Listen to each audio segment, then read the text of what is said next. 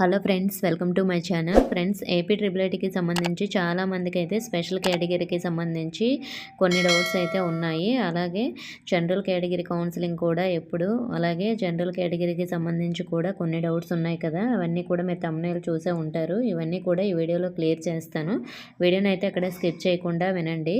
Friends, మనకి general category వాళ్ళకి counselling ఎప్పుడు అని చాలామంది అడుగుతున్నారు. స్పెషల్ కేటగిరీ వాళ్ళకి మనకి జూలై 1 నుంచి కదా, మరి జనరల్ కేటగిరీ కౌన్సిలింగ్ అనేది ఎప్పుడని అడుగుతున్నారు కదా. ఫ్రెండ్స్, మనకి జనరల్ కేటగిరీకి సంబంధించి మనకి మెరిట్ లిస్ట్ అనేది జూలై 11వ తేదీన వస్తుంది.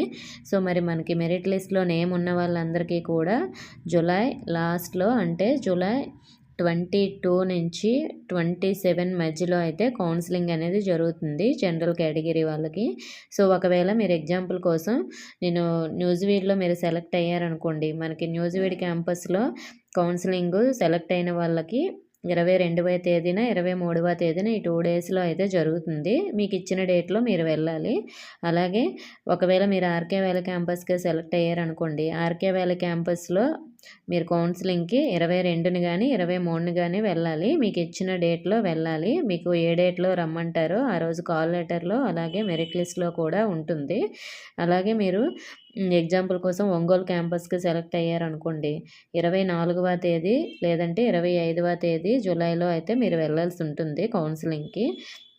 ఒకవేళ మీరు శ్రీకాకుళం క్యాంపస్కి సెలెక్ట్ అయితే 26వ తేదీ 27వ తేదీ ఏదో ఒక రోజు అయితే మీరు కౌన్సిలింగ్కి అయితే వెళ్ళాల్సి ఉంటుంది, మీరు శ్రీకాకుళం క్యాంపస్కి సెలెక్ట్ అయ్యి ఉంటే. సో మీకైతే 22 నుంచి 27 వరకు అయితే కౌన్సిలింగ్ అనేది జరుగుతుంది. ఎవరు ఏ క్యాంపస్కి సెలెక్ట్ అయితే ఏ డేట్లో రమ్మంటే వాళ్ళు జనరల్ కేటగిరీ వాళ్ళు అప్పుడు కౌన్సిలింగ్కి వెళ్ళాలి. మరి ఇప్పుడు స్పెషల్ కేటగిరీ కౌన్సిలింగ్కి వెళ్ళక్కర్లేదా అంటే, మీ దగ్గర స్పెషల్ కేటగిరీకి సంబంధించిన సర్టిఫికేట్స్ అనేవి లేకపోతే మీరు ఇప్పుడు స్పెషల్ కేటగిరీ కౌన్సిలింగ్కి వెళ్ళాల్సిన అవసరం లేదండి.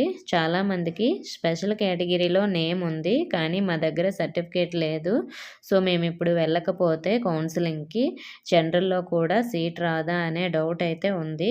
సో మీరు దగ్గర స్పెషల్ కేటగిరీకి సంబంధించి సర్టిఫికేట్ లేనప్పుడు మీరు ఇప్పుడు కౌన్సిలింగ్కి వెళ్ళక్కర్లేదండి. జనరల్ కేటగిరీలో సీట్ అయితే వస్తుంది. మీకు మార్క్స్ ఉంటే, అది కూడా మీ హైయెస్ట్ మార్క్స్ అయ్యి ఉంటే అందరికన్నా జనరల్ కేటగిరీలో మీకు సీట్ వస్తుంది. స్పెషల్ కేటగిరీతో సంబంధం ఉండదు.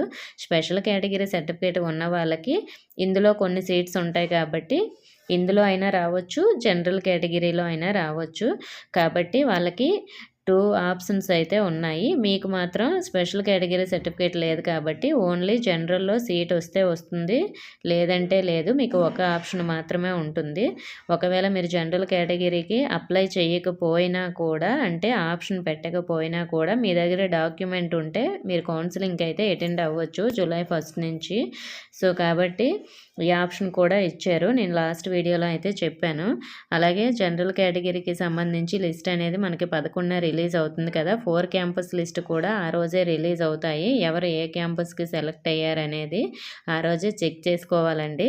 సో ఎలా చెక్ చేసుకోవాలి, మెరిట్ లిస్ట్ ఎలా ఉంటుంది అన్నీ కూడా నేను చాలా వీడియోస్లో చూపించాను, మన ఛానల్లో ఉంటాయి చూడండి.